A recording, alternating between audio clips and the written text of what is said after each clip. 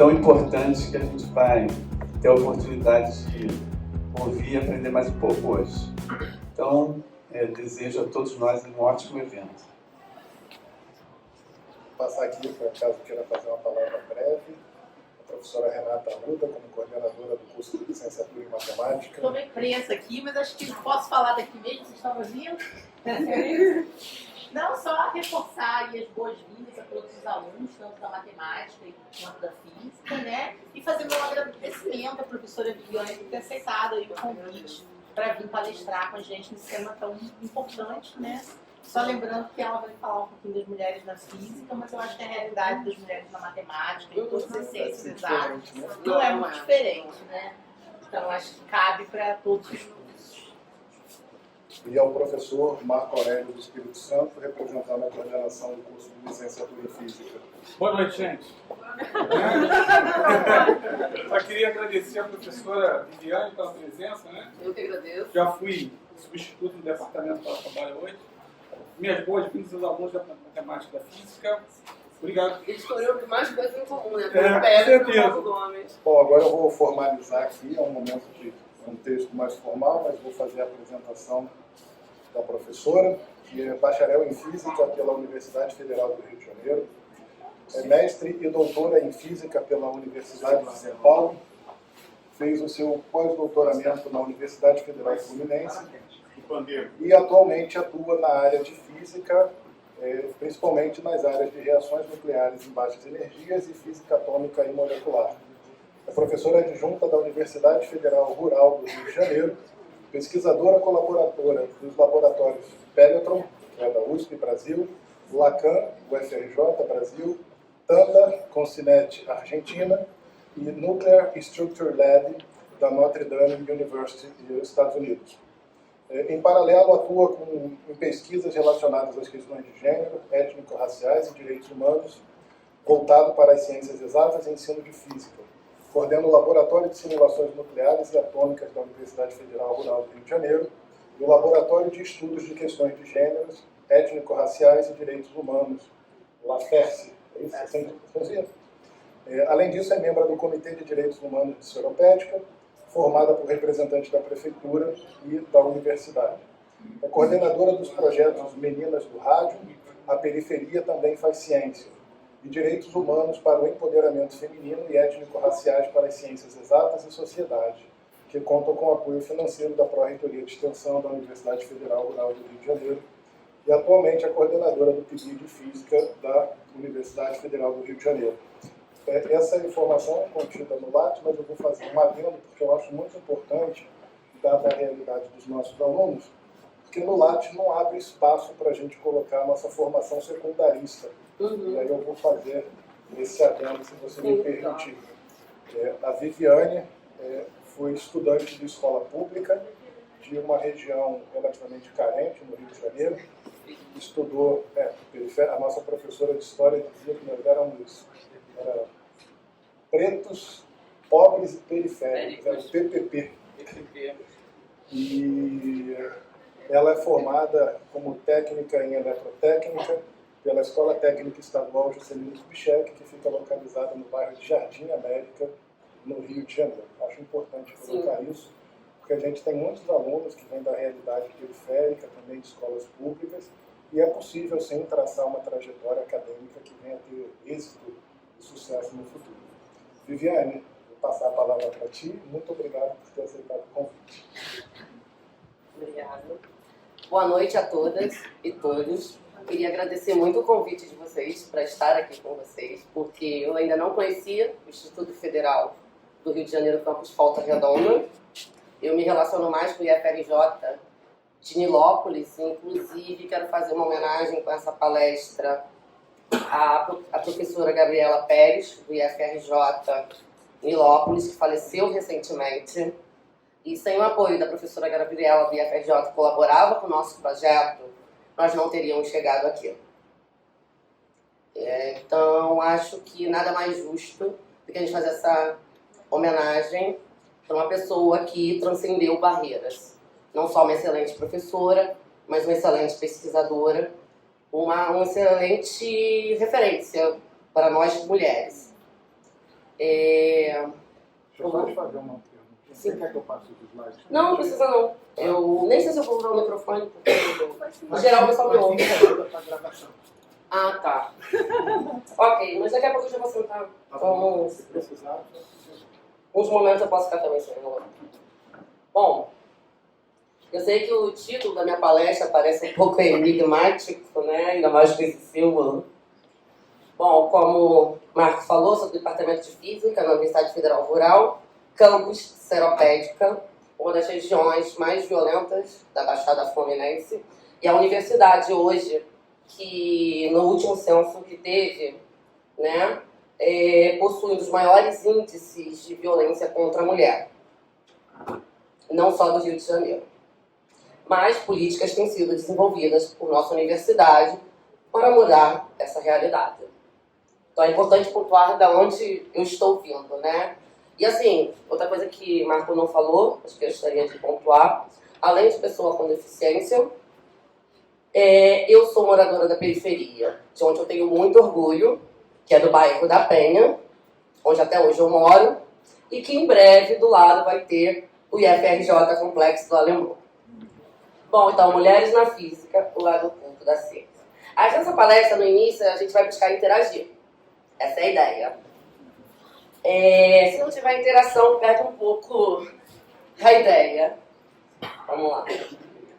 Se eu perguntar se vocês já conhecem essa pessoa, quantos conhecem? Levantem a mão. Tá, agora eu vou dizer o nome dele, o sobrenome dele. Eu gostaria que quem conhece me dissesse se conhece o primeiro nome. Einstein. Qual o primeiro nome dele? Albert. Beleza. Vamos para a próxima. E aí, quem conhece? Sobrenome? Qual o sobrenome dela? Não, Marie Sklodowska-Curie. O primeiro nome dela, quem sabe? A maioria, né? Mas parece, já viu que são menos pessoas que sabem, né? Mas a gente vai continuar, hein? Corria era o nome do Pierre, né? Exatamente. Mas vamos continuar. Primeiro prêmio Nobel de Física. Mulher. Calma. Eu não vou te A Marie Curie, ela se configura como o primeiro prêmio Nobel de Física, que a gente vai falar disso depois. E depois ela vai receber também o primeiro prêmio Nobel de Química. E a única pessoa até hoje que ganhou o prêmio Nobel em duas áreas diferentes da ciência. Importante pontuar isso, porque tem, agora não sei o nome dele, me desculpem, mas tem um pesquisador homem que ganhou 2 prêmios Nobel de Física. Então, tá, vamos lá. E essas aí, quem são? A primeira.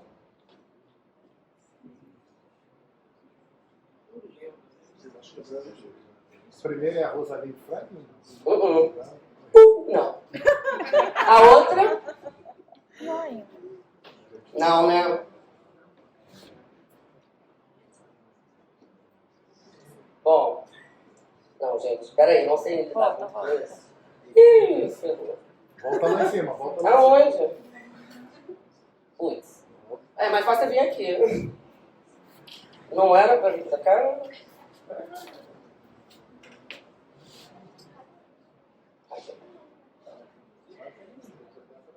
Eu sei, mas eu quero voltar. Ah, tá. Isso. Bom, deixa eu falar quem são essas mulheres que na frente a gente fala mais. Essa daqui é Maria Goeppert Mayer, segundo prêmio Nobel de Física feminino, ganhado em 1963. A segunda, Lise Meitner, a pioneira e quem descobriu e pôde fazer a descrição da fissão nuclear. Lise Meitner teve seu prêmio Nobel atribuído apenas a um homem. Foi atribuído a um homem. Mais à frente eu vou falar, mas ela foi indicada 48 vezes, juntando os prêmios Nobel de Física e Química, até sua morte. Mas, enfim, a gente vai ver que no final as coisas mudam. Mas além disso, se vocês pensarem, isso foi em 44. Ah, isso acontece uma vez na vida da pessoa, né? Não, já era a segunda vez. Por quê? Ela foi a percussora e descobridora do efeito Auger. Isso na década de 20. Quando você tinha um embate da radiação gama, desculpa, beta, dos raios beta, que já tinha começado em 1913. Contudo, a descoberta é atribuída apenas ao Auger.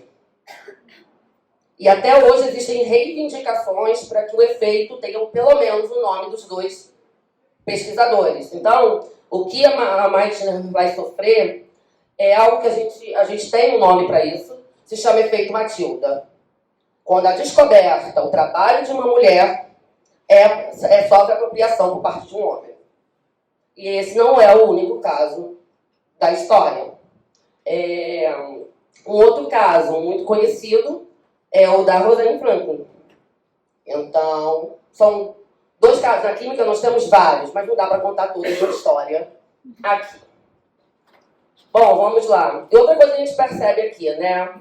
É um pouco do apagamento dessas mulheres, da invisibilidade da contribuição dessas mulheres. Por quê? A gente vem ali com a Einstein, vem com a Curie, né? A gente vem ali com a Curie, aí já é bem menos gente que conhece. Mesmo o movimento feminista fazendo um trabalho há quase 15 anos para dar visibilidade às contribuições científicas dessa mulher. E ainda assim é muito comum não a conhecerem. Bom, se quer já pular. Bom, aqui, é só para dar uma contextualização breve, essa é a tabela de Mendeleev, que é como conhecida a tabela periódica. Essa é a tabela da época, que foi proposta pelo Mendeleev, mas essa não é a tabela que, de fato, nós utilizamos, mas permanece o nome dele, né? A tabela que nós conhecemos, na verdade, ela foi proposta, e aí tem a contextualização do seminário na física nuclear. Não é à toa, vocês vão ver aí como a física nuclear está premiada, vem Marie Curie, Maria Goeppert-Mayer, Prêmio Nobel dos Números Mágicos, Lise Meitner. E aí essa tabela periódica que vocês conhecem, ela é organizada em termos de número atômico, atualmente. E essa foi uma proposta feita pelo Moseley, que era um físico que trabalhava nuclear, que trabalhava com Rutherford.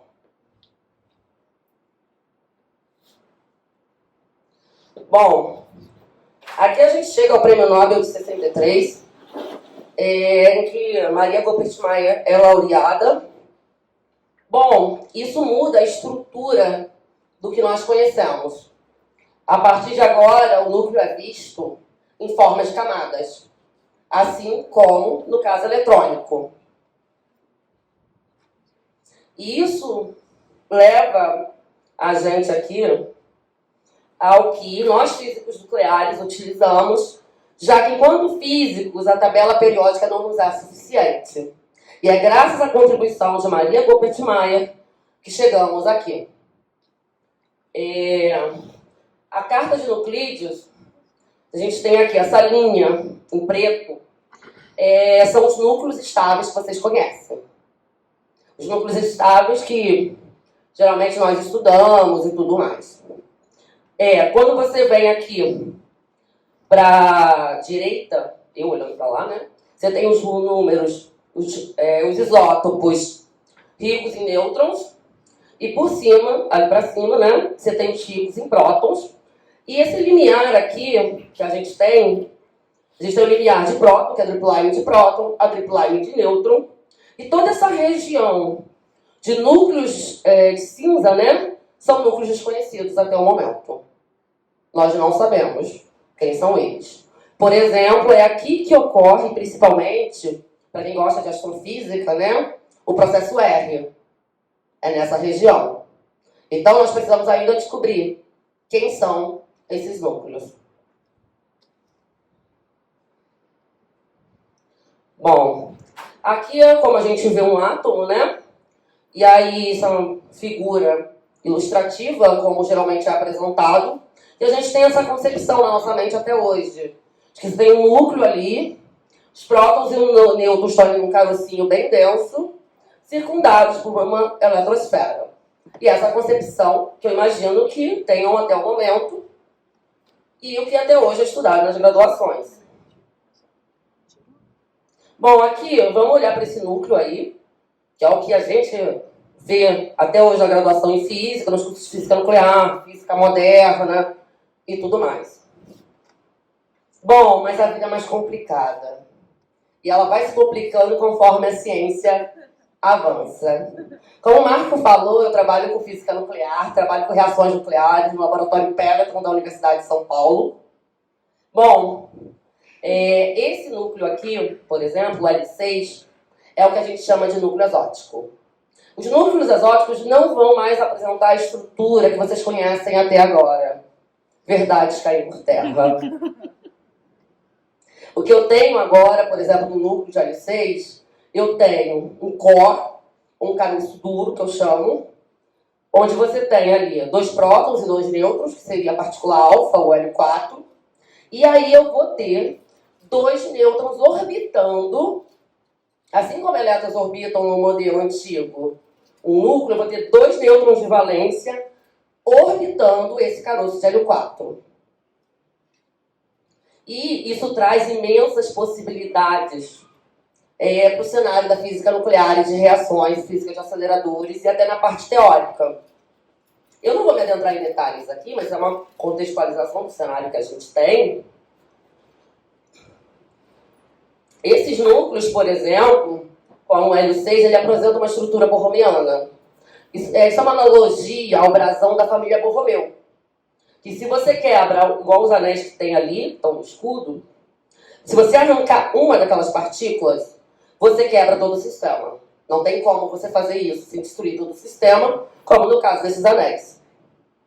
Aqui é para vocês terem uma ideia em termos de estrutura desses núcleos. Por exemplo, aqui, você tem os isótopos do lítio, e você tem ali o lítio-11. O lítio-11 ele tem uma estrutura de halo semelhante ao L6. Eles são 2 nêutrons orbitando um core, um núcleo duro de berílio 9. Vocês vão ver aqui que, em média, o raio nuclear, né, é o mesmo para esses isótopos do lítio. O que acontece com o lítio-11? Eles destoam. Para terem uma ideia de tamanho, o chumbo 208, com 208 partículas, tem um raio da mesma ordem que o 11 lítio, que tem 11 partículas. Para vocês verem o impacto dessa nuvem que está numa região que a gente chama de halo, o halo nuclear, o tamanho do halo nuclear, que é a distância ali do core para onde está o nêutron de valência. Antes de eu passar só para ali para a parte do acelerador, outras características e tipos de núcleos vão ter que vai se diferenciar muito do que vocês conhecem até hoje, são baixíssimas energias de ligação. Enquanto para tirar um nêutron do L6, eu preciso só de 900 kevs, para uma partícula alfa, por exemplo, eu preciso de pelo menos 8 MeVs. Para vocês verem, então ele tem baixíssimas energias de ligação. Pensem que na alfa ali eu preciso de 8 MeVs, em compensação no bóron 8, para arrancar um próton, eu só preciso de 100 kevs. Então isso deve mudar a dinâmica das reações. Esses núcleos têm uma importância muito grande no processo da questão da nucleossíntese, nos estudos de astrofísica nuclear. Eles vão mudar o cenário da astrofísica nuclear, essas reações que a gente estuda, porque quase nada a gente sabe ainda desses núcleos, e é uma descoberta recente, tipo de 20, 25 anos, muito pouco dentro da área de física para se trabalhar. Bom, aqui no Brasil, nós temos aqui o Laboratório Pelletron, no Instituto de Física da USP, da Universidade de São Paulo. Aqui está o acelerador Pelletron, que é o único acelerador capaz de trabalhar com reações nucleares no país. Bom, aqui é para vocês terem só uma ideia do esquema do Pelletron. Ele é um acelerador na vertical. O objetivo com isso é economizar espaço. Ele tem ali 8 canalizações, que você pode fazer diferentes estudos em física nuclear. Nós temos uma linha para aplicada, uma linha para estudo de fusão. São, de acordo com o seu objetivo, é uma canalização ou outra que você vai usar. Ali em cima, Aqui está a fonte de íons, onde eu coloco o material que eu quero acelerar. Aí ele é acelerado aqui. Ele sofre uma deflexão, você tem um íon aqui para defletir. Aí ele vem para o tubo do acelerador, onde ele vai sofrer também processo de reaceleração. E a partir ele novamente sofre uma deflexão e o feixe vai para a canalização que está em uso. Só é usada uma canalização por vez. A canalização que eu trabalho é essa daqui, a 45B, onde está o RIBRAS, Radioactive Ion Beams em Brasil. Esse é o sistema RIBRAS da canalização. Ele é composto por 2 super solenoides. Nós temos 3 câmaras de espalhamento. E ele hoje é a única facilidade no mundo capaz de produzir núcleos exóticos. É o único acelerador no hemisfério do mundo capaz de fazer isso. Aí vocês podem entender um pouco como o Brasil é precursor nessa área. Vem pesquisadores do mundo inteiro aqui para poder fazer esses experimentos.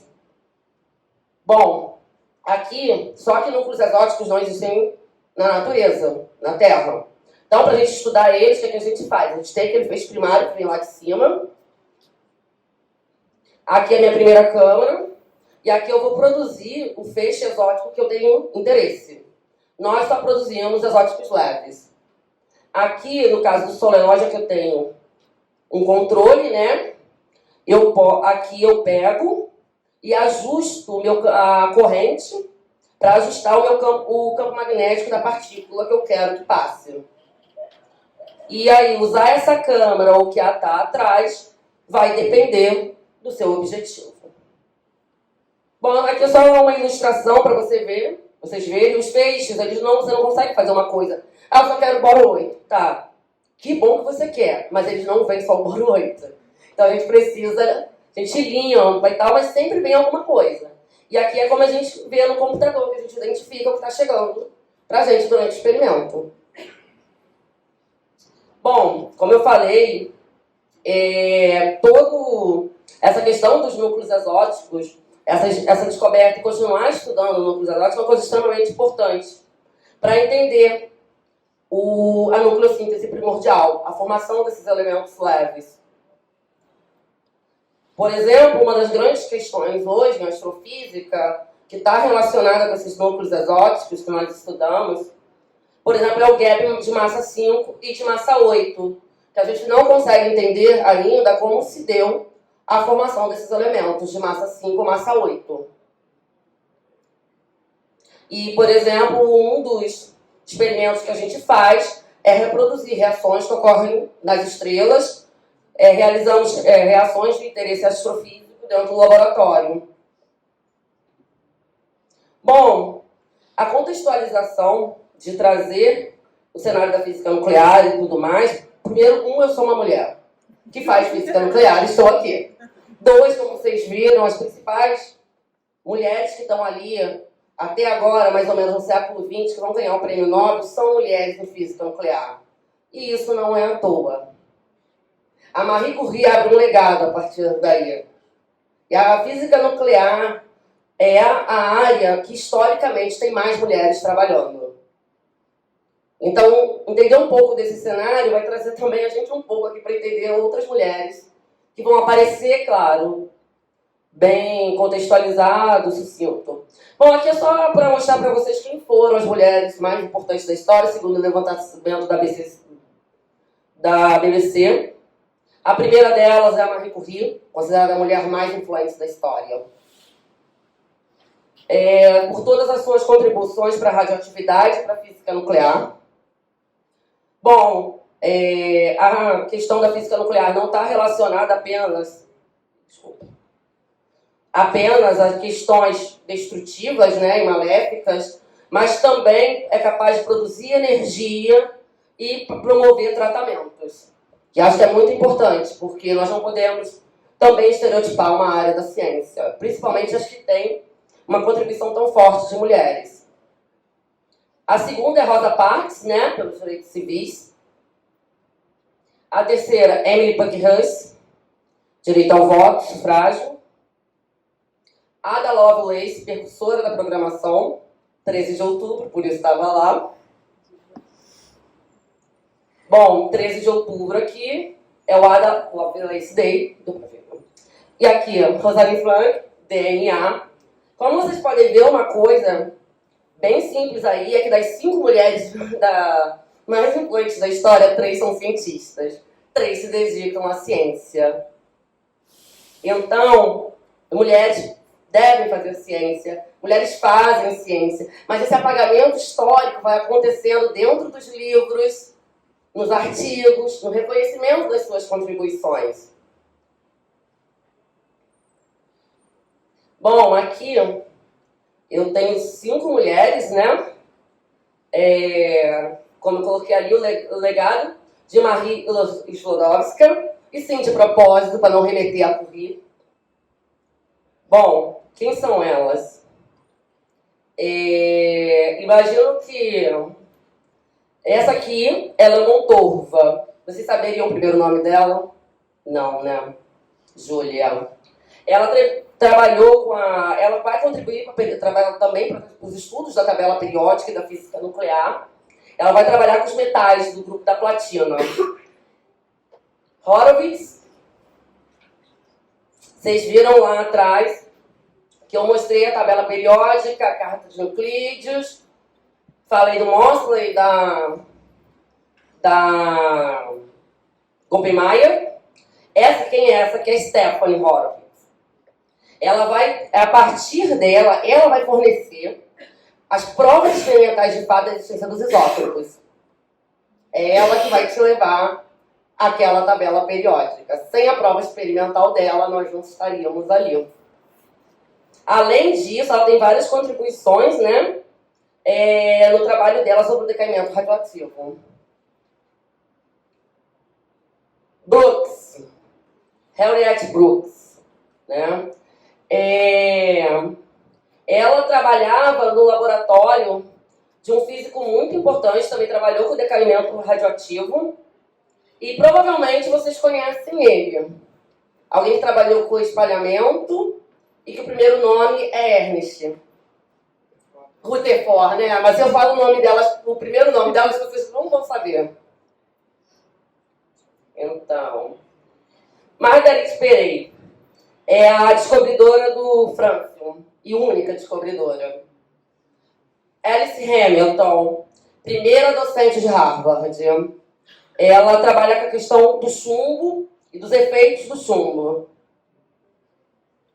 Bom, aqui é só para mostrar que a gente não está falando só de coisas antigas, mas também de contribuições de mulheres até hoje para a área, como é o caso da Dow. Não me pede para falar sobre o nome dela, não sei falar. Tá? Um dos elementos que ela vai descobrir é o livertório. Ela descobriu outros elementos, ela trabalha com síntese de elementos pesados.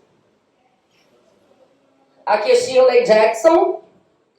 Ela foi a primeira mulher negra afro-americana a obter o doutorado no MIT em física teórica, em física. Além disso, no governo Obama, ela dirigiu a agência americana de energia atômica. Essa é a Ada Nodak. Ela foi a primeira mulher a trabalhar, na época dela, física e química. Era muito confuso a divisão da física com a química, né? Apesar dos físicos saberem que era física, os químicos saberem que era química, o Rutherford mesmo falava que a maior tristeza da vida dele era ter ganho o prêmio Nobel de Química, e não de Física. Por quê? Porque os químicos acharam que ele era físico, os físicos achavam que ele era químico, e assim andava coisa. Ela chegou a fazer previsões, né, sobre a questão da física, da fissão nuclear, as previsões experimentais, inclusive. Ela foi discutir isso com o Fermi, e o Fermi refutou as ideias dela, né? Ela foi indicada para o Prêmio Nobel de Química 3 vezes, mas não ganhou. E ela foi a primeira a ocupar um cargo na indústria química alemã. Bom, já falei um pouco da Lise Meitner. Além de ter sofrido efeito com a Tilda 2 vezes, ela que faz a descoberta da fissão, ela vai fazer a descrição teórica, depois isso mais tarde vai ser reconhecido até com um prêmio muito superior prêmio Nobel. Ela fez parte da Academia Sueca de Ciências. Foi a segunda mulher a estudar na Universidade de Viena. E uma coincidência, não dá para contar a história dela toda, mas tem um artigo meu, depois o Marco passa a referência, que eu escrevi ano passado sobre os 100 anos do efeito Meitner-Algier. A gente traz a trajetória dela. E ela vai ingressar na universidade junto com a filha do Boltzmann, a Henriette Boltzmann. Só que da Henriette Boltzmann a gente não sabe nada o que aconteceu depois. Foi graças às influências de Boltzmann que ela vai dar prosseguimento aos estudos e tudo mais. Além disso, descobriu o proactínio. Bom, aqui é a fissão nuclear, né, processo utilizado nas usinas nucleares. Uma coisa importante de pontuar quando a gente fala dessas mulheres, fala em relação à física nuclear, é que, por exemplo, não sei se alguém aqui já foi ver Oppenheimer no cinema. Não vou dar spoiler então, porque me deram spoiler, também não vi ainda, mas já vi algumas coisas, né? Tem todo o questionamento da sexualização de cientistas no filme e não trazer essas mulheres aí pro filme. Mas, por exemplo, a Liz Meitner, apesar do processo de fissão estar presente na questão das bombas e tudo mais, ter levado a bomba, ela sempre se recusou a trabalhar no Projeto Manhattan. Apesar, o Einstein escreveu a carta, a Liz Meitner se recusa a participar. Na época, ela era a mulher mais importante no cenário científico. E tem todas essas questões que acontecem com ela ali, né, que eu expliquei para vocês muito en passant, mas uma das coisas que fizeram com ela foi chamarem ela de mãe da bomba. Justamente, é uma forma de oprimir mulheres com as suas próprias descobertas. Porque sabiam que, no fim, ela tinha o reconhecimento pela descrição, apesar do prêmio não ter sido atribuído a ela. E ela foi conhecida e massacrada na imprensa como mãe da bomba nuclear. Coisa que não aconteceu com Oppenheimer, que foi quem coordenou o projeto. Ou mesmo não aconteceu, quem, por exemplo, estava trabalhando nesse projeto também, e é uma mulher, era Maria Koppenmeier. E Maria Koppenmeier não passou por isso. Maria Koppenmeier não tinha o prestígio de Liz Meitner à época do que isso está acontecendo, apesar dela trabalhar no Projeto Manhattan. Bom, a gente vai passar de uma maneira bem leve pela história de Marie Curie, porque ela representa um pouco da história de todas as mulheres. Não dá para falar de todas aqui. Então, só vou pontuar algumas coisas. A Marie Curie, ela teve muita dificuldade, apesar dos estudos percussores dela, do trabalho dela em radioatividade, ela teve muita dificuldade de escrever o primeiro artigo dela, publicar. Naquela época, como era a publicação de artigo? Nós seríamos aqui, vocês seriam os membros da Academia Francesa de Ciências, eu seria ela e teria que vir aqui ler para vocês. Só que só tinha um problema, só pode entrar na sala quem é sócio. E mulheres não podiam se associar. Nem o Pierre Curie era, porque, igual aqui, eu não sou da Academia Brasileira de Ciências. O Marco Pacheco não é da Academia Brasileira de Ciências. Só quem tá lá, né? Então, ou você vai ter alguém que lê para você, ou você não vai entrar lá dentro. Você não pode entrar lá dentro. Estou falando no caso da Academia Francesa lá. Então, ela teve que pedir a outra pessoa para ler, já que ela não podia nem entrar no prédio. E esse artigo, ele é marcante, né? Porque ela vai trazer aí os primeiros passos da questão da radioatividade, só que ela assina sozinha. Ela vai assinar sozinha esse primeiro artigo e vai ser debochada. Ela vai ser debochada dentro dessa audiência, onde a radioatividade acaba sendo reduzida a uma ciência feminina. Bom, mas a partir daí as coisas mudam.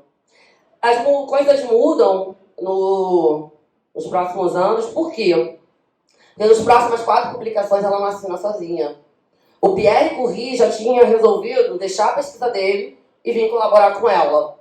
E mais outros 2 homens vão vir colaborar. E aí muda, não há mais a brincadeira da radioatividade e ciência feminina. Então isso é muito marcante. E Uma coisa que a gente deve pontuar também, que a descoberta da radioatividade, a minha aluna até defendeu o mestrado semana passada, apesar dela ser nos livros de ensino médio do PNLD atribuído, a maioria deles, a Becquerel, não foi Becquerel. Isso tem que ser muito bem pontuado. Então, uma das questões que esses trabalhos mesmos tratam é refutando as ideias de Becquerel. E até recomendo um livro muito bom, que é Marie Curie, a Subversão de Gênero, do Gabriel Pugliese, que ele vai descrever através de documentos, mostrar tudo isso que eu estou falando aqui, em detalhes para vocês. Apesar dele não ser físico, historiador da física, ele tem um trabalho maravilhoso. Bom, uma coisa muito marcante, inclusive no livro da Eve Curie, que é o que acontecia, e acontece até hoje, muitas vezes, mas principalmente isso aqui. Os laboratórios, a glória eram deles, mas elas podiam ficar com o trabalho que muitas vezes ainda ocorre nos dias atuais. Muitos cientistas questionaram o trabalho de Curie, apresentado na academia, e outros, inclusive, questionando a relação de gênero com a descoberta. Bom, após a morte do Pierre Curie em 1906, ela vai pleitear a vaga da Sorbonne, e a Sorbonne só vai contratar ela porque não tinha... Apesar de eles tentarem achar outro físico, outro cientista, não tinha ninguém que pudesse ocupar aquela vaga. Então, ela acaba se tornando a primeira mulher professora da Sorbonne. E, além disso, ela tentou entrar para a Academia Francesa de Ciências. Ela vai perder por um voto. Ela tentou angariar muitas pessoas para votar nela. E, detalhe, quem entrou no lugar dela, ninguém lembra. Mas todo mundo lembra que ela não entrou. Bom, além disso, na Primeira Guerra Mundial, ela e a filha, elas cuidaram, né, das pessoas, elas passaram um tempo lá. A Marie Curie desenvolveu o primeiro raio-x portátil. Não havia naquela época, não tinha recurso, e ela teve que angariar recursos fora da universidade, fora do governo para isso. A gente tem um mineral em homenagem a ela, que é o Slodovskita, e o elemento 96 da tabela periódica em homenagem ao casal Curie, que é o Cúrio. Bom, aqui é só para mostrar, é a passagem da Marie Curie no Brasil. Ela teve em São Paulo, Belo Horizonte, teve aqui no Museu Nacional também, no Rio de Janeiro. Vieram ela e a filha dela. Aí vocês vão falar assim, né? Poxa, a universidade trouxe a Marie Curie para o Brasil. Os institutos de ciência ajudaram a Marie Curie a vir para o Brasil. Não. A Marie Curie só chegou no Brasil por conta do movimento feminista. O movimento feminista, ao longo da trajetória de Marie Curie, desde que ela ganha o primeiro Nobel, começa a apoiar ela enquanto mulher. E assim ela consegue também para os Estados Unidos, ela consegue ter a primeira grama dela de rádio, sempre apoiada por mulheres. E mulheres que não faziam ciência, mas acreditavam, desde aquela época, que as mulheres deveriam estar na ciência. Bom, a Marie Curie ela também vai ter um papel muito importante no ensino. Bom, depois que ela ganha o prêmio Nobel, ela não vai entrar para a Sorbonne, né? Quem é contratado é o Pierre, e não ela. A Marie Curie ela conseguiu um emprego numa escola de educação básica, secundarista, que era a escola de Sèvres, uma escola feminina, onde ela se torna a primeira professora mulher da instituição. E ela não recebia salário.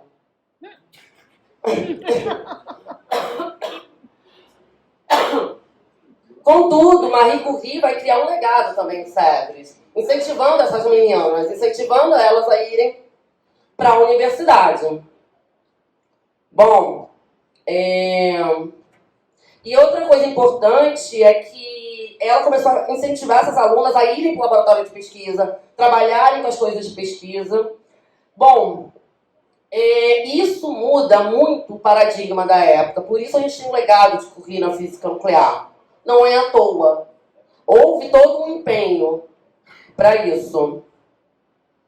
Bom, esse é o livro da Marie Curie. Ele é EGUSP, né? Publica esse livro, onde tem exatamente os experimentos que ela bolou para poder trabalhar com as alunas e ensinar física de uma forma que elas pudessem entender e aprender experimentalmente. Outra coisa importante é quando Marie Curie chegou na Sorbonne,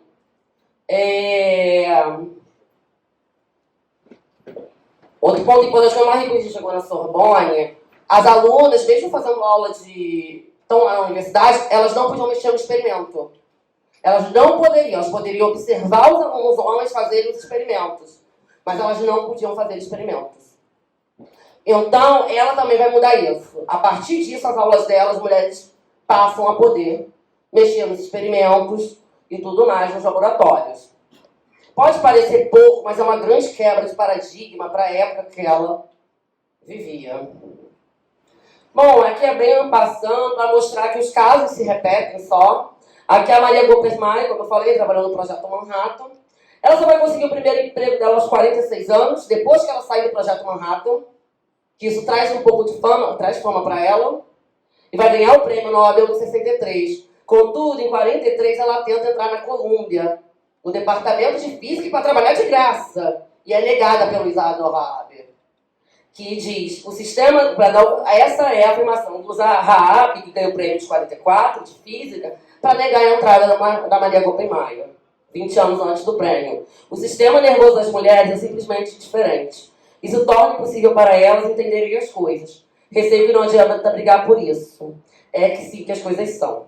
As mulheres podem entrar na ciência, e elas farão bem o suficiente, mas nunca farão uma grande ciência. Segura meu prêmio Nobel de 1963. Bom, eu já falei delas aqui. E qual o grande problema, né? As duas tiveram contribuições sem reconhecimento inicial, levou mais de 20 anos. Por exemplo, a fissão nuclear. E qual era o problema disso? Os nossos colegas. É importante a gente se respeitar. É importante que os homens também reconheçam as nossas contribuições. É importante um ambiente seguro, acolhedor, companheiro. Porque essas lutas não só são femininas. Elas são de todos. Como a luta da pessoa negra não é só da pessoa negra. Como a luta do PCD não é só do PCD.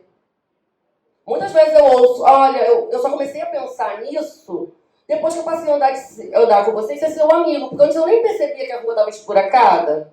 Eu nem percebia isso, eu nem percebia aquilo. Mas assim, são coisas que nem são tão complicadas, que até para um idoso, por exemplo, andar numa rua esburacada é complicado. Então, a gente precisa mudar esses paradigmas. Bom, e onde estão as mulheres negras, né? Esse lugar ainda está vazio.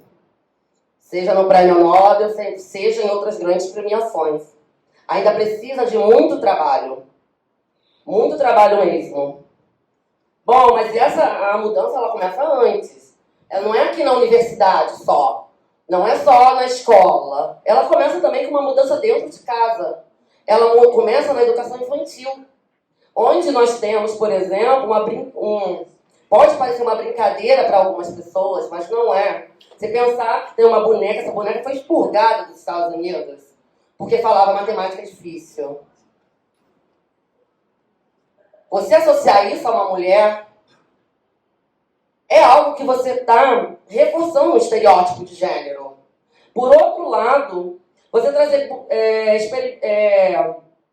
brinquedos estimulantes só para meninos, também você não permite o desenvolvimento dessas meninas também.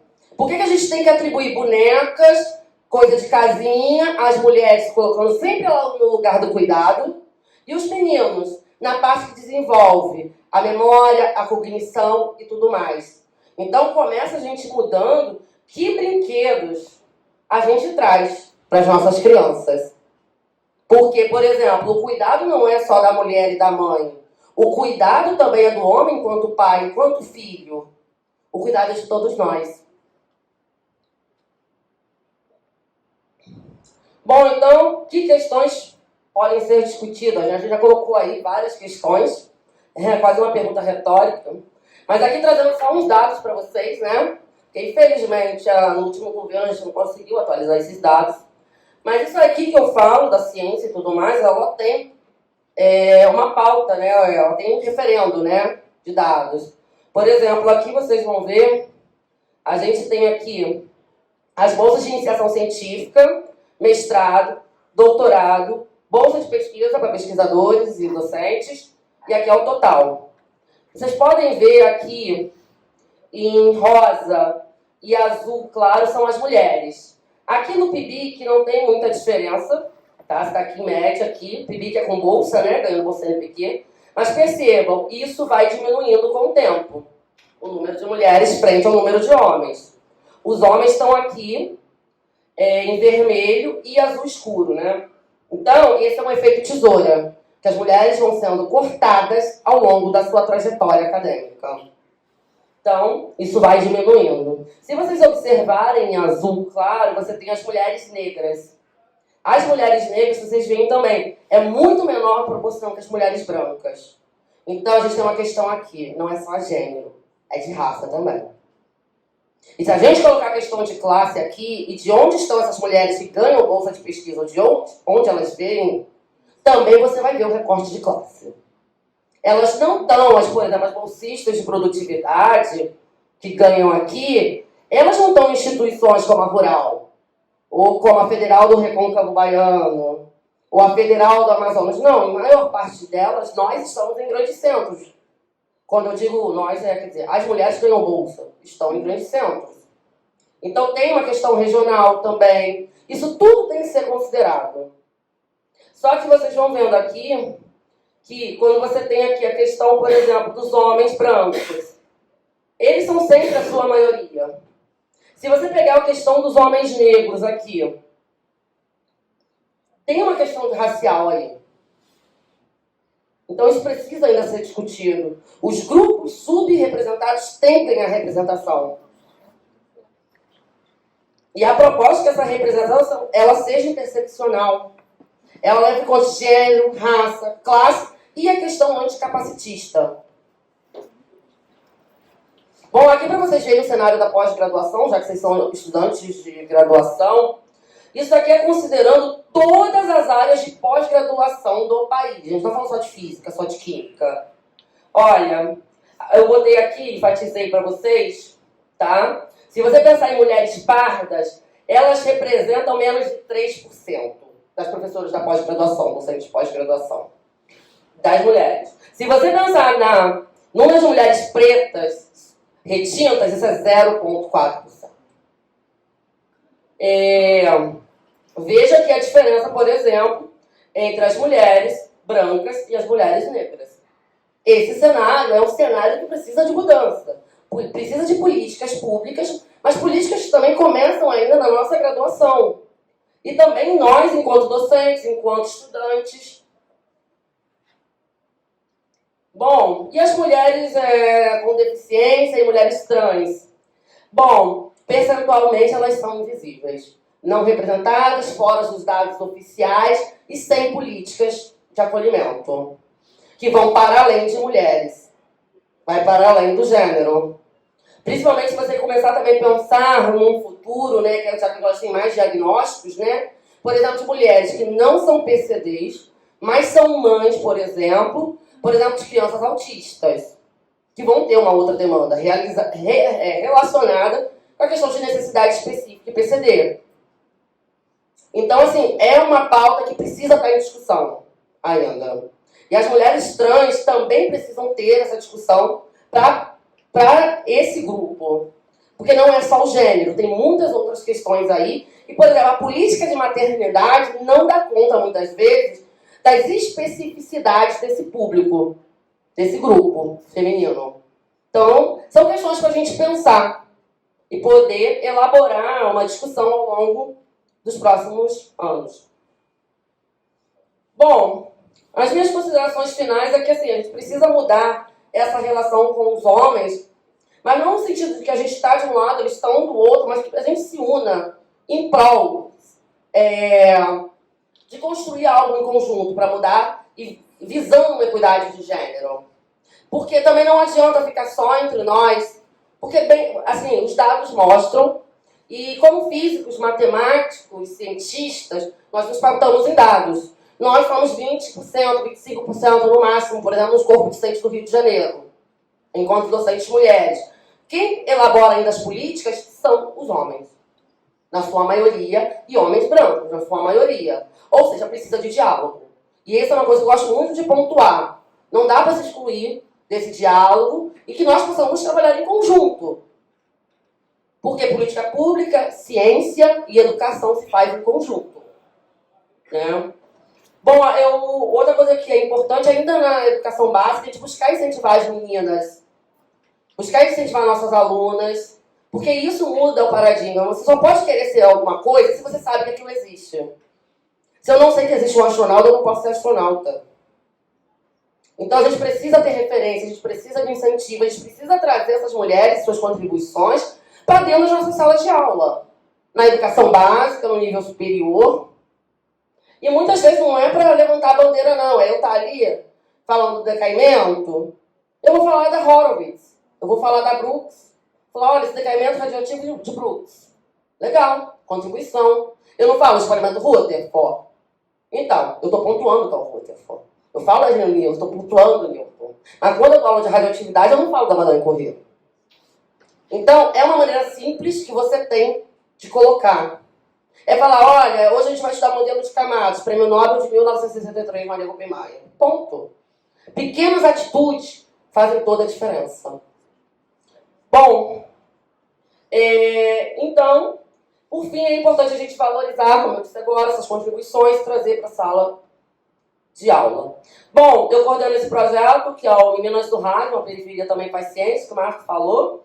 Ele é financiado pela FAPERJ, pelo Governo do Estado do Rio de Janeiro. Atualmente nós temos 10 bolsistas diretas via FAPERJ. E agora nós recebemos a comunicação que o nosso projeto está renovado por mais um ano. Então a gente faz atividades, produz jogos, oficinas, vai em escolas campo. Temos 2 escolas campo, uma em Seropédica, uma em Itaguaí, onde a gente vem desenvolver e participar até de atividades que não necessariamente são atividades ligadas à universidade. Por exemplo, não sei se vocês conhecem, não é tão longe daqui, a Expo Itaguaí. A gente esteve na Expo Itaguaí ano passado, levando coisa de ciência. Então a gente está em tudo quanto é espaço, quando nos permite. O tempo nos permite. Bom, aqui é o Laboratório Pelletron, eu sei que parece meio que a Enterprise, né? Velha e tudo mais, mas é isso que é o Laboratório Pelletron. Mas funciona muito bem. Aqui é o painel de controle dele, é daqui que a gente controla o acelerador. Esse aqui é o painel de controle do Laboratório Tandar. Esse é o da Universidade de Notre Dame, mas aí só está a parte de eletrônica, que é onde a gente vê aqueles espectros, né? Vocês vão ver que não muda muito os laboratórios dos Estados Unidos, Argentina e no Brasil. A dinâmica é meio que a mesma. Isso aqui é um agradecimento especial ao meu pai, porque ele me incentivou muito a estudar, a fazer ciência. Mesmo não entendendo física nuclear, ele acreditava que eu me tornaria uma física nuclear e nunca me deixou desistir, apesar de todas as barreiras que a gente passou para eu concluir. Marco não falou, mas, por exemplo, eu tive que interromper 3 vezes a graduação por questões financeiras. Meu pai não tinha emprego, depois meu pai ficou doente, eu cuidei dele. Então, para nós, foi uma vitória chegar até aqui. Isso eu deixo para reflexão, ao longo do ano vocês fazerem quais que realmente são nossas pautas de gênero e ciências exatas. Essa é uma frase que eu gosto de encerrar, para que cada pessoa reflita, que é: enquanto eu não consegui fazer minha voz ser ouvida, eu não consegui pertencer verdadeiramente ao movimento. Antes de exigir que os outros me ouvissem, precisei ouvir a mim mesma para descobrir minha identidade. Bell Hooks, muito obrigada pela presença de todas e todos, e essas são nossas redes sociais.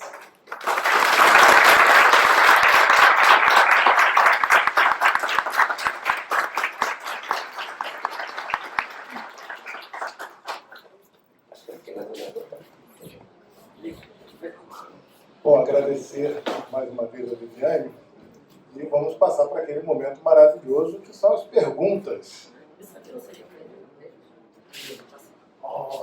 Eu tenho que lembrar ele. Não, porque isso aqui eu deleguei a terceiros. Deleguei a terceiros. Eu cheguei aqui, isso é da hora, objetivo. Eu só vou pedir um favor para vocês. O difícil é o primeiro fazer a pergunta. Então, por favor, estimulem. E se puder vir aqui ao microfone para a gente registrar a pergunta na gravação, que depois a gente disponibiliza no YouTube, eu agradeço. Mas se por acaso fica muito tímido, pode fazer a pergunta daí, eu repito daqui. A gente ajuda aí. Faltam uns slides ali que eu queria entender. Qual slide? Do feminismo e racismo. Não é racismo. O do EFES? Um dos últimos. Mais um. Mais um. Eu acho que é porque está escrito junto, mas Ai, é lá no título. Eu acho que esse aqui, né? É racismo É nas... racismo nas defesas exatas, é o nome do laboratório. Não, é só erro de digitação mesmo. É racismo na ciência. Então, essa questão, né, do racismo, você apresentou. Dá para ouvir? Não, dá para todo mundo ouvir? Vai legal. A questão, à medida que você foi falando, eu fiquei esperando realmente um momento que você fosse falar das mulheres negras, né? Uhum.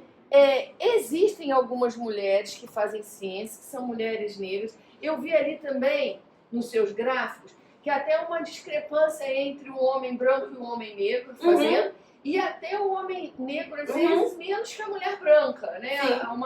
Mas a ideia foi mesmo trazer um marcador de raça. Sim. E aí, quando você fala as mulheres negras na ciência, você trouxe só um exemplo, né? Ali de uma. Sim. A Eu não gravei o nome Shirley dela. Jackson. Isso. E brasileiras?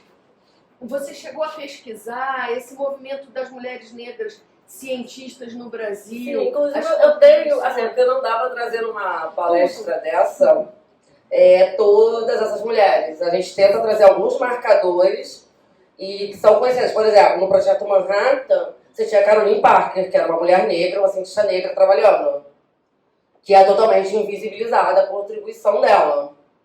E se a gente for pensar historicamente, mesmo assim, dentro da física nuclear, por exemplo, eu vou pensar em mulher na física nuclear e no Brasil, que você está falando aqui agora. Isso também é difícil as pessoas discutirem, né? Por exemplo, a minha aluna defendeu agora o mestrado, nosso trabalho foi sobre a análise dos livros do conteúdo de física nuclear do PNLD, do ensino médio.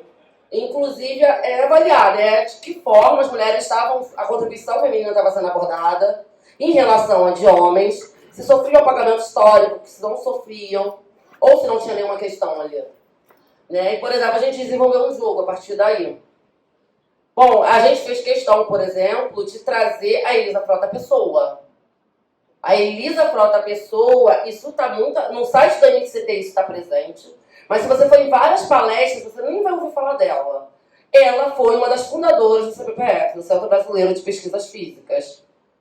Junto com Tiômino, César Lattes e Leite Lopes. Ela estava ali, só que se você ver a foto, quase sempre ela está cortada da foto. Você tem essa questão também do não reconhecimento da cientista brasileira, muitas vezes frente a outras mulheres. A minha ideia foi trazer uma coisa de histórico mesmo, né? A trazer essa questão da percussão, porque vai influenciar mulheres, inclusive, como a Elisa Frota Pessoa. As primeiras pesquisadoras brasileiras na área de física são todas físicas nucleares. Por exemplo, você tem não só a Elisa Frota Pessoa, como você tem a Neuza Mato, que trabalhou com a Elisa Frota Pessoa. Elas vão publicar, a Elisa Frota Pessoa vai publicar o primeiro artigo do CBPF sobre mesons. Mas quase sempre quando você ouve falar de mesons, você pensa em César Lattes somente. Mas ela tem um trabalho experimental percursor dentro do Brasil na questão dos mesons. A Neuza Mato, ela vai ter uma história parecida com a da Marie Curie, que ela trabalhou anos do CBPF sem receber um centavo como pesquisadora, e à noite ela ia dar aula na educação básica para poder se sustentar. Inclusive, ela é mãe de uma professora da UFRJ. Né? Ela tem um trabalho lindo. Então, o que a gente está tentando fazer é resgatar essas pesquisadoras. Também tem outra mulher, que foi a percussora, também foi a primeira a se doutorar em física, também trabalhava nessa área, que era Sonja Auger, eu não sei falar muito bem dela. Ela foi a primeira a se doutorar em física, só que ela morre logo em seguida. E a Elisa é a segunda. Então você tem essas mulheres. Enquanto mulheres negras, nós temos, por exemplo, a Sônia Guimarães, uma amiga querida, foi a primeira mulher negra a se doutorar em física. E a Sônia não é tão mais velha que eu. A Sônia, então, ela teve lá na Rural, ela é uma amiga minha. Tem a Zélia Ludwig, da UFJF. Mas ainda são muito poucas frente ao número de homens. E mesmo assim, mesmo mulheres brancas, o número ainda é muito pequeno. Nosso curso de licenciatura em física, hoje, lá, teve um período agora, recente, que só entrou 3 alunas de 30. Então, assim, é algo que a gente tem que buscar. Por exemplo, eu só consegui ter mais amigas mulheres, sabe como? Quando eu fui pro laboratório Peletron. Porque no meu grupo tinha muitas mulheres. No laboratório tinha muitas mulheres. Então eu passei a ter muitas amigas. Mas era um ambiente diferente do que eu estava acostumada. Mas tem muita pesquisa ainda pra gente fazer aí. Muita mesmo. Mais perguntas? Viviane, Agora tu espera que eu vou dar voz pro aluno primeiro. Ele falando com o meu chefe. chefe não. Você pode vir aqui? Deixa aí. Eu não vou falar também. Vai. Deixar você vai. Não, porque a preferência é dar voz ao aluno. Vai lá. Por favor. Eu gostaria que você falasse um pouco da sua experiência enquanto estudante, né, na sua formação. Se você passou situações de constrangimento, até mesmo de tentarem te calar quando você estava em algum momento, né, enquanto aluna, se você passou por situações desse jeito, por parte de homens, né? Se tentaram sufocar a sua presença, ou até mesmo o seu intelectual, porque você é mulher. Você passou por situações assim? Pô, delicada. Acredita essa parte? Não, posso dizer assim, vai editar. Uma vez, assim, pra mim, eu acho que uma das coisas mais chocantes...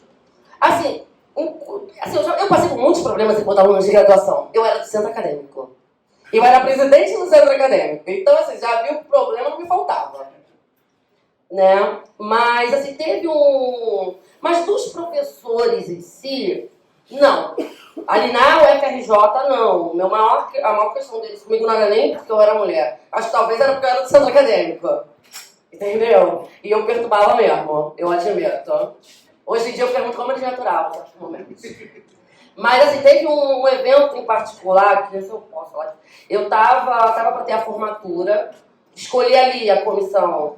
Ali, nós éramos 12 ou 13 pessoas para se formar. Só tinha eu e mais uma menina para poder... Dentro dos 16 meninos, foram 2 meninas, eu ia me formar mesmo, ela não, ela só ia fazer... A comissão, mas era uma grande amiga. O que aconteceu? Tava lá escolhendo quem vai ser orador, quem vai ser juramentista. Mas não, essa não era a turma com que eu entrei, tá? Porque eu disse, saí e voltei 3 vezes. Mas tinha que juntar, né? Aí, de um lado mandavam, era um grupinho que mandava. Bom, eu não podia ser oradora, falaram. Porque eu era do centro acadêmico e eu ia querer fazer um discurso radical como oradora. Beleza, até aí eu entendo. Mas o segundo eu falei, tá bom, então você é juramentista da turma. Aí falaram pra mim, não, você não pode ser juramentista, porque uma mulher não pode jurar em nome da ciência. E eu não fui a juramentista da turma, tá? E eu nunca me esqueci isso.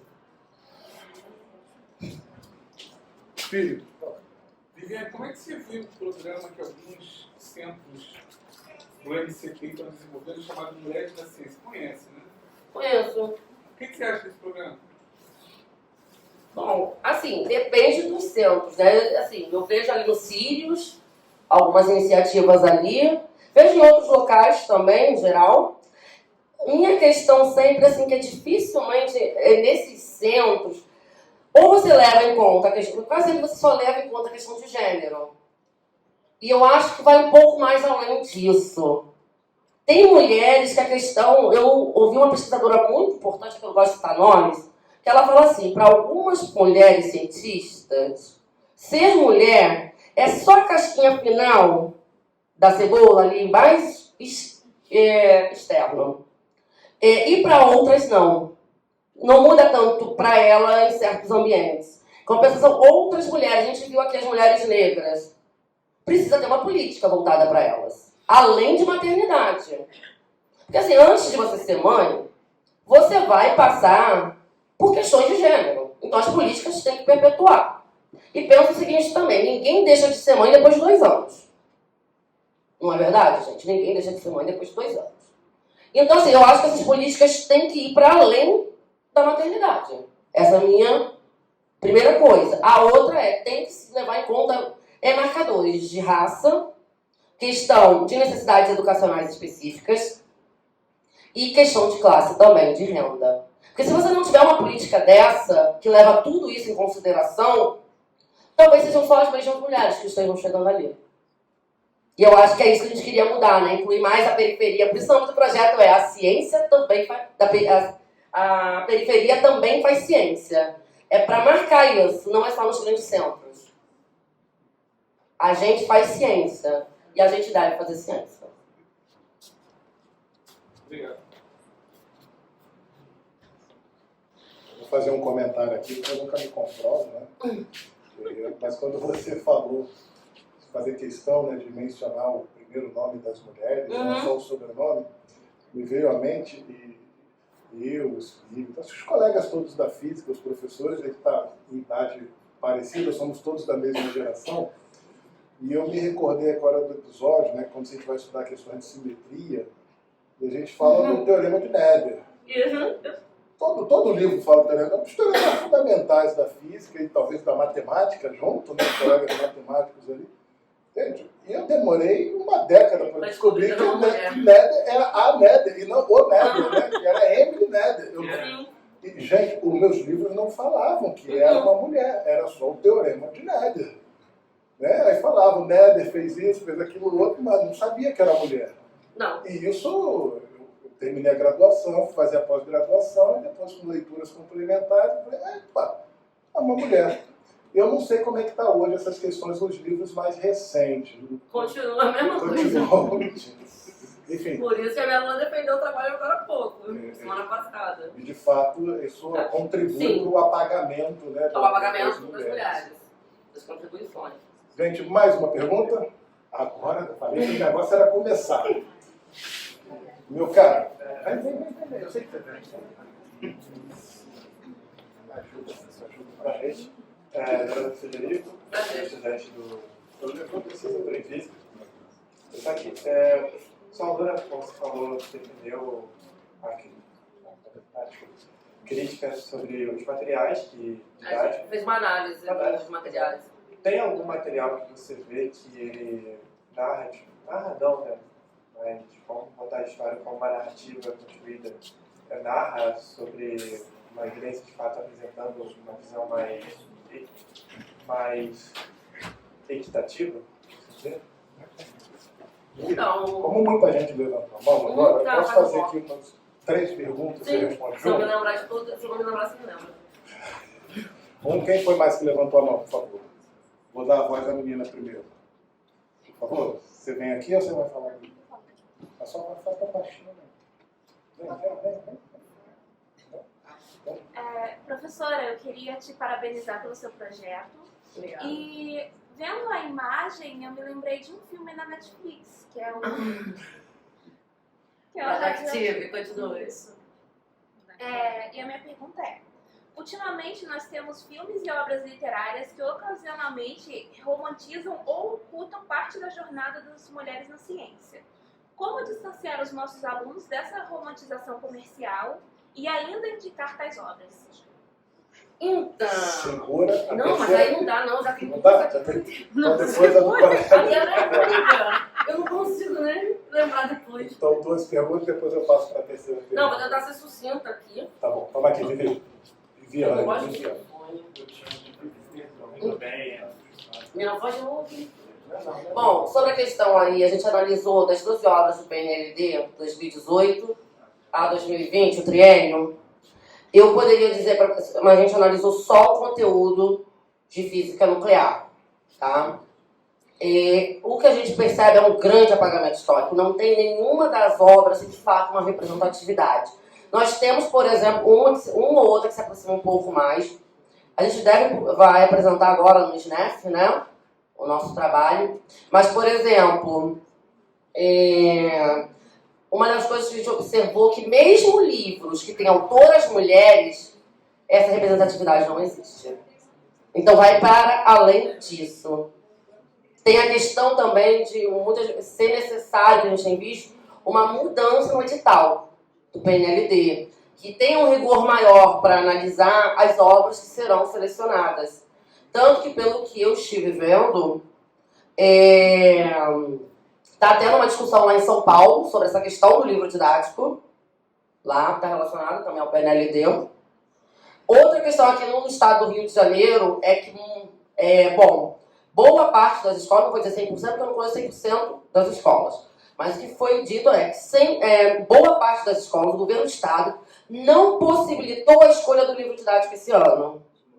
No Rio de Janeiro. Isso ocorreu, pelo menos em 2 ou 3 escolas, eu tenho certeza, porque eu conheço os docentes de lá, e não foi permitido escolher a obra, que geralmente vem para a escola a lista, o professor analisa as obras e faz a sua opção. Isso é um grande problema. Já tem uma questão do livro didático, você tem a questão de que o próprio docente, mesmo que ele tenha uma orientação nesse sentido, de trazer essa representatividade, escolher a obra, você acaba, se não tem opção de escolher a obra, é qualquer um. Então, vê, o PNLD ainda é um tema super importante, e a pandemia evidenciou que é o principal contato estudante baixa renda e acesso dele à ciência.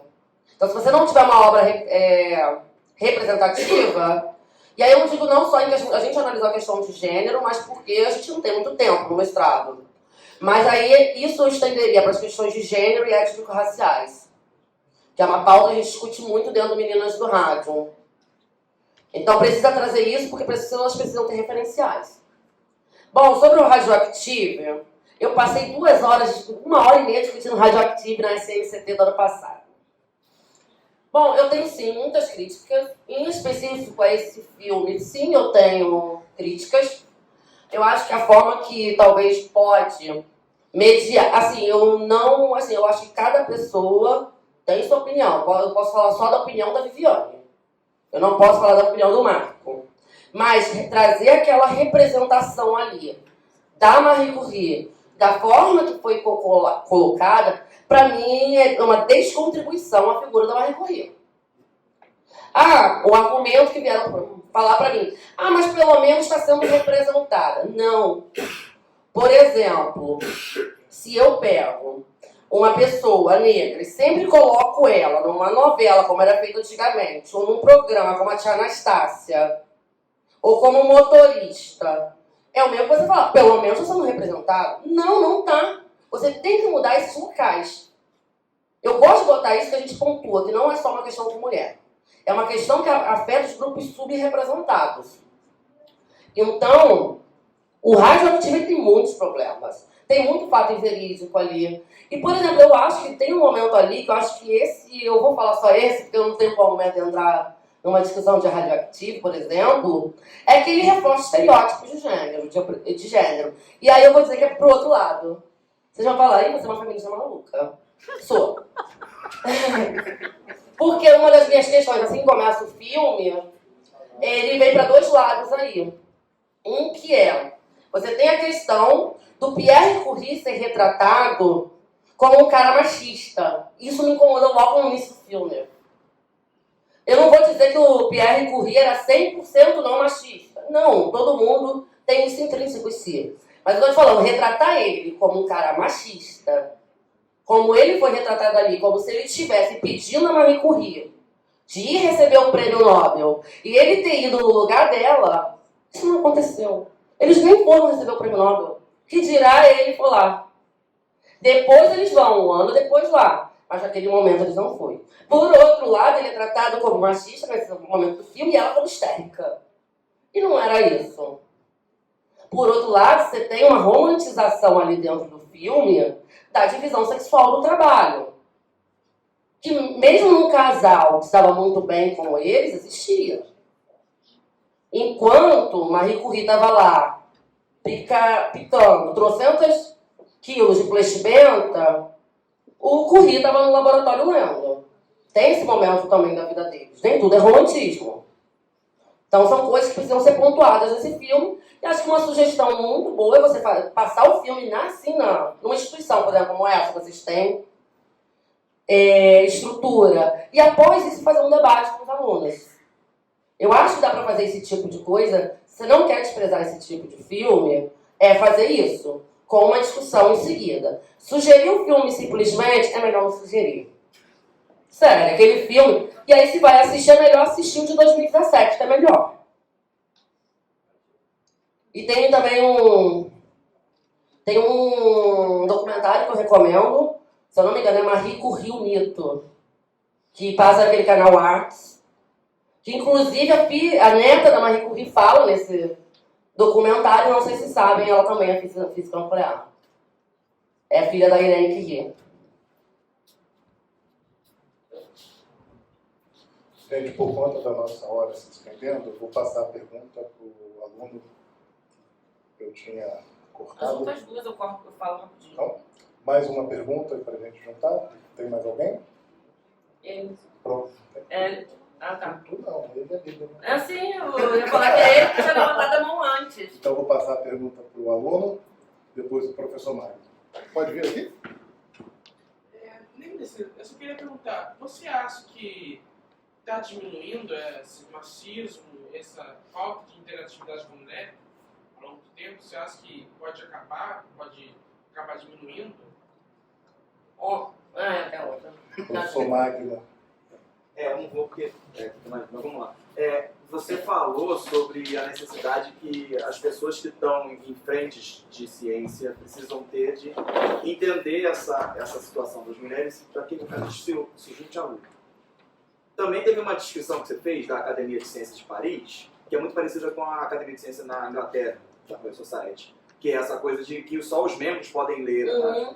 Aí eu fiquei com a sensação de pensar no seguinte, existe algum estudo que pensa nas estruturas das academias, das instituições, que colaboraram para esse tipo de restrição para as mulheres? Você já viu alguma coisa nesse sentido? Não, nunca vi. Nesse sentido aí, mais propriamente dito, de entender como essa estrutura, quase sempre isso entra dentro de outra discussão. Né? O Gabriel chega a falar um pouco sobre isso, mas também não se adentra. Teve um trabalho, o pessoal está começando a estudar, tem um trabalho recente, por exemplo, que a gente entender a estrutura da academia atual da Academia Brasileira de Ciências e dessa representatividade. Eu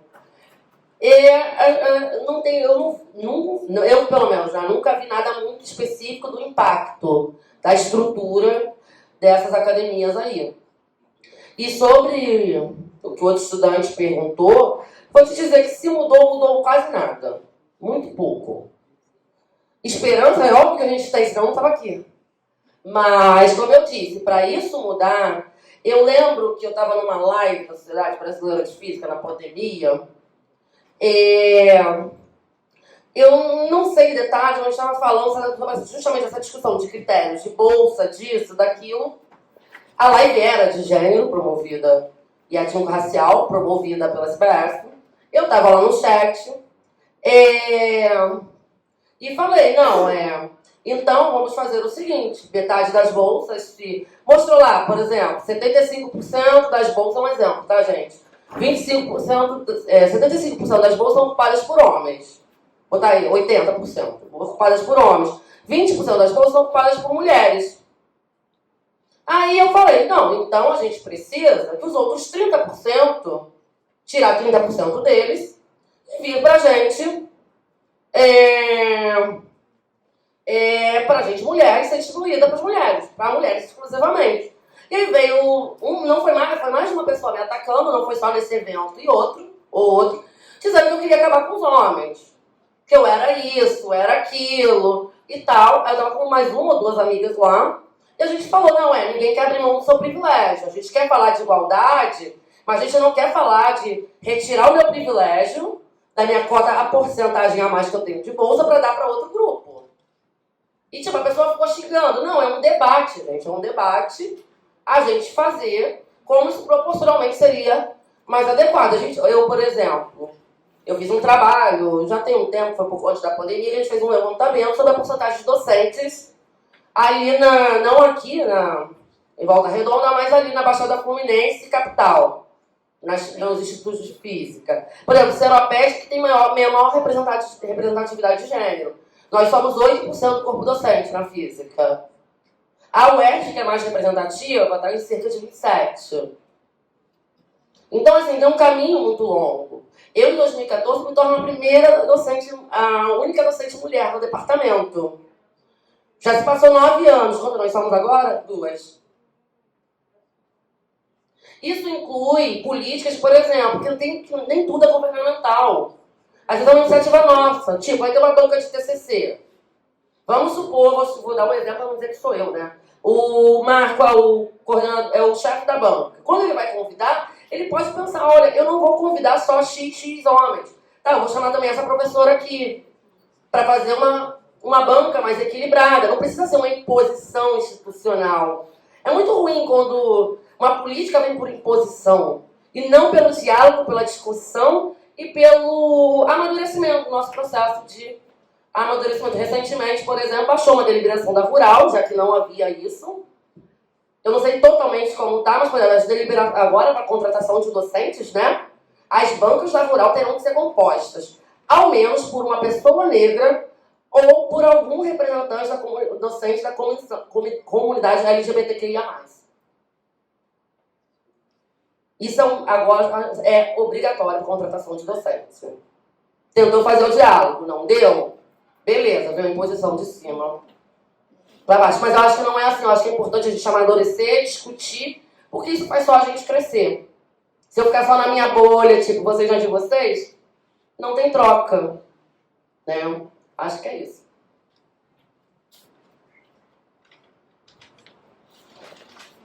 Bom, pessoal, acho que se a gente der a palavra aqui, vai acabar surgindo mais perguntas. Alguns de vocês talvez tenham aula por agora. Eu gostaria então de pedir uma salva de palmas para a professora Viviane.